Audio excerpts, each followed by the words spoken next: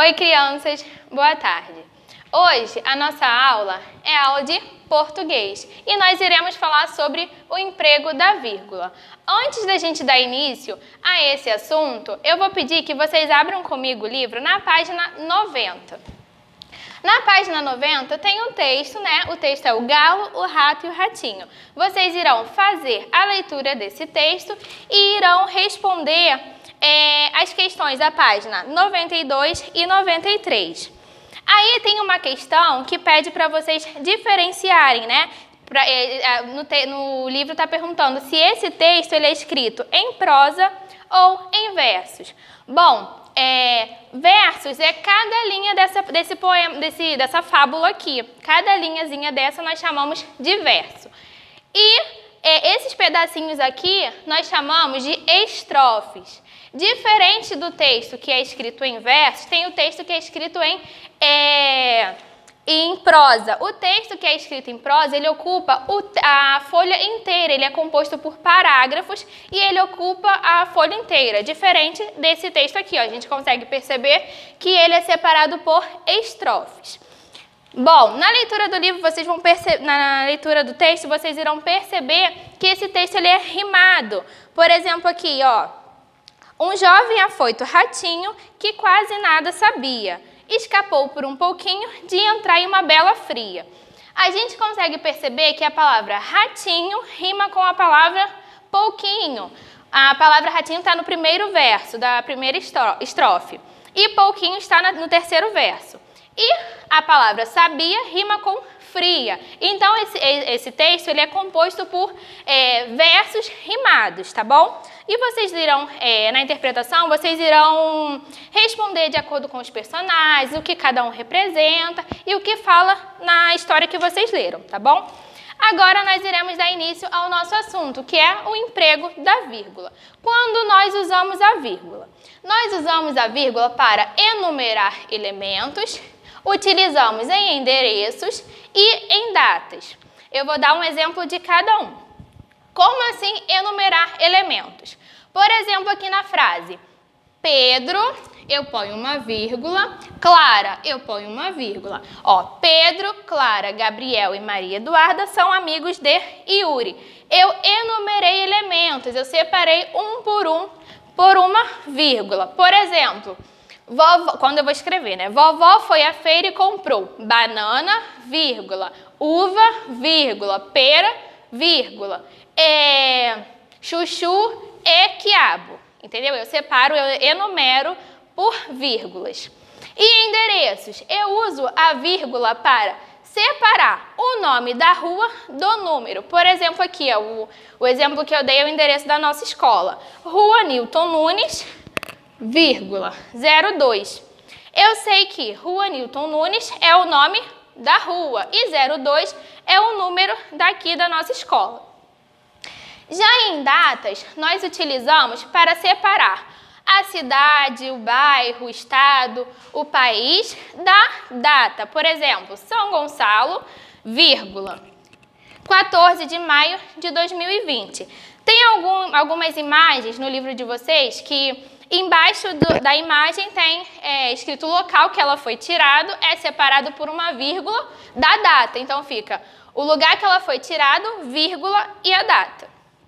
Bom, nós iremos falar também do poder da vírgula, o quanto a vírgula ela diferencia a frase. Vocês vão perceber que nós temos que ter muita atenção na hora de usar a vírgula, porque na hora de empregar a vírgula, a gente tem que ter ciência de onde essa vírgula deve ser empregada para não mudar o sentido da frase. Por exemplo, aqui, a gente consegue perceber que estão escritos com as mesmas palavras. Ó. Não, espere. Não, espere. Na primeira frase, eu dou uma pausa. Ó. Não, espere. Eu estou falando, não, você vai me esperar. E aqui eu estou dizendo, não, não me espere. Você não precisa me esperar. Então, a gente consegue diferenciar uma coisa da outra usando somente a vírgula. A vírgula, ela também é usada no dinheiro. Lá, quando eu falei do sistema monetário, eu falei que a vírgula ela é separada. A vírgula ela é usada para separar os centavos dos reais. Por exemplo, aqui, a vírgula quando está depois do 3, eu tenho R$ 23,04. Agora, quando ela fica depois do 2, eu tenho R$ 2,34. Então, a gente tem que ter muita atenção na hora de escrever para não errar, porque olha só, se eu coloquei a vírgula no lugar errado, eu mudo a quantia do dinheiro. E a vírgula também usada, por exemplo, assim, eu tenho um problema. Aqui o exemplo da frase é quando a gente tem um problema.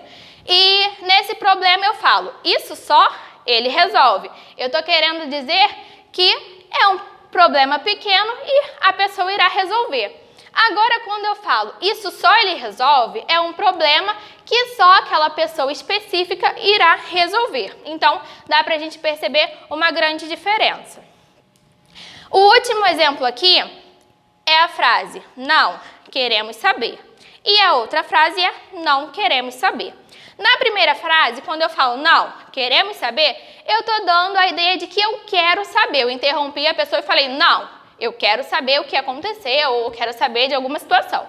Quando eu falo não quero saber, sem a vírgula, eu estou dizendo que eu não preciso saber do que aconteceu, do que ocorreu.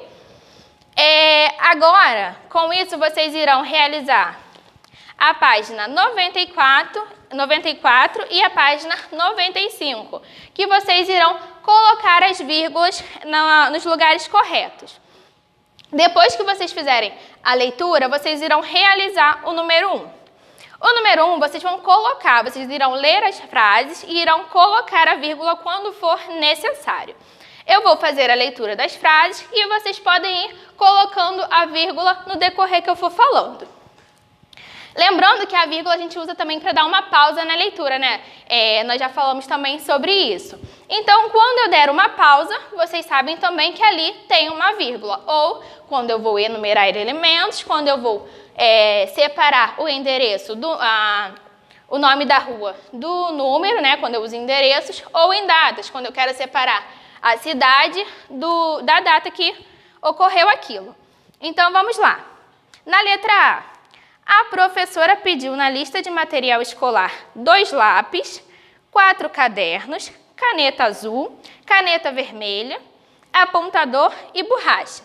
Eu enumerei elementos, eu separei elementos por elementos. Então, vocês irão colocar a vírgula quando for necessário. Na letra B, Joana mora na Rua da Paz, 242. Lembra que eu uso a vírgula também em endereço. Aí vocês vão fazer a leitura da frase e vão ver onde eu devo pôr a vírgula. Na letra C, Recife, 10 de junho de 2020. Aqui é o exemplo de quando eu uso em datas, para separar o lugar da data que ocorreu. Na letra D, estudar, aprender, brincar e se divertir são direitos da criança. Eu aqui também enumerei elementos, eu separei elementos por elementos. Depois que vocês terminarem o número 1, vocês irão para a página 95, que vocês irão ler uma tirinha da Turma da Mônica. E no segundo quadrinho, vocês irão pôr a vírgula que não estão aí, está escrito diretamente, não tem a vírgula, então vocês vão colocar a vírgula. Aqui vocês irão enumerar também as profissões, olha só. Na tirinha diz, se eu quisesse, poderia ser qualquer coisa. Aí a segunda, escritor, ator, cantor, inventor, escultor, pintor. E termina assim, mas eu prefiro mesmo ser observador. Então, no segundo quadrinho, que é esse azul aqui, vocês irão pôr a vírgula. Terminando essa atividade, vocês irão para a página 96, que fala da ortografia GU e QU. Lembra que nós já falamos que GU e QU são dígrafos? Mas aqui nós vamos ver que o GU e o QU, eles podem ou não ser dígrafos. Quando eu for falando, vocês irão perceber quando é ou quando não é dígrafo. Vamos fazer a leitura dessas palavras aqui, ó. Guarita, quadrado, guerra, queijo, guitarra, queixo, sangue, quase, amiguinho, quilo, aguentar, quintal, preguiçoso, aquário. Bom, quando eu falo guarita, ó, guarita, quando eu falo a primeira sílaba, vocês podem perceber que eu pronuncio o som do O, guarita. Então, eu posso dizer que a palavra guarita não tem o dígrafo. GU, nesse caso, não é dígrafo, porque eu pronuncio o som do U, então não é dígrafo. Já aqui, na palavra guerra, quando eu falo guerra, eu não pronuncio o som da vogal U. Eu não falo guerra, eu falo guerra. Então, aqui nós temos um dígrafo, porque eu não pronuncio o som da vogal U. Aqui, quadrado. Quadrado acontece a mesma coisa que guarita. Eu pronuncio o som do U. Então, nesse caso, QU não é dígrafo. Já na palavra queijo, acontece a mesma coisa que acontece na palavra guerra. Quando eu falo queijo, eu não falo queijo, eu falo queijo. Então, eu não pronuncio o som da vogal U. Então, nesse caso, o QU ele é um dígrafo. A tia não vai dar o exemplo de todos, mas deu para a gente perceber quando é dígrafo e quando não é dígrafo. Bom, e agora vocês irão realizar as atividades.